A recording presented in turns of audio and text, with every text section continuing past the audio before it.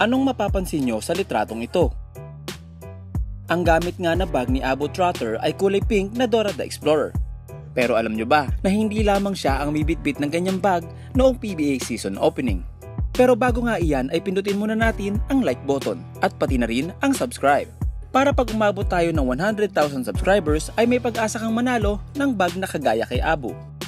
So bakit nga ba Dora the Explorer ang bag na gamit ni Abo Trotter? Kung sa isang fraternity or organization ay may tinatawag silang initiation, sa Blackwater nga ay ganito ang initiation nila para sa kanilang mga rookies. Rookie duties kumbaga.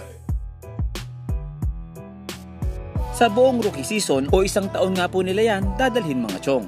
So malamang sa alamang ay every game ng Blackwater ay makikita natin na bitbit nila ang munting bag na iyon. So ayan mga chong, sa ibang PBA teams ba ay mayroon din ganitong klaseng initiation? Kung may alam ka ay i-share mo naman sa amin sa comment section below.